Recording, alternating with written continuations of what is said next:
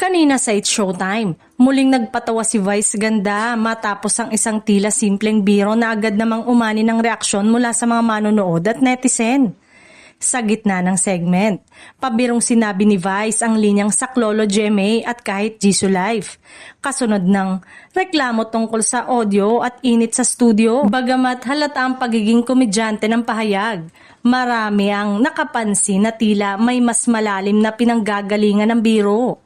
Agad itong ikinonek ng mga netizen sa mainit na balita tungkol sa pagtatapos ng kontrata ng TV5 at ABS-CBN.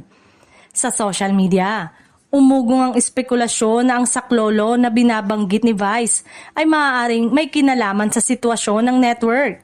Lalo na't It's Showtime ay kasalukuyang napapanood sa iba't ibang platform matapos sa mga pagbabago sa free TV at partnership.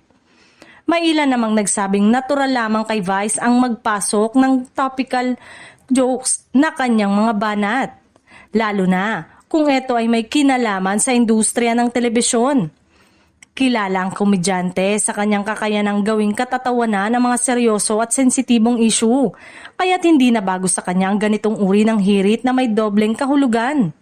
Samantala, may mga taghanga rin na naniniwalang wala itong mali siya at isa lamang itong spontaneyong biro na bunga ng teknikal na aberya sa studio.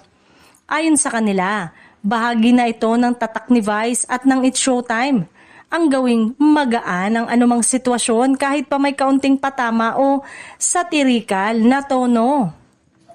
Sa ngayon, nananatiling tahimik ang ABS-CBN, TV5 at GMA kaugnay sa interpretasyong ibinibigay ng netizen sa nasabing biro. Gayunpaman, muling pinatunayan ng eksenang ito na si Vice Ganda ay nananatiling isa sa pinakamaimpluwensyang personalidad sa telebisyon. Isang simpleng biro lamang, sapat na upang muling pag-usapan ng mas malalaking isyu sa industriya.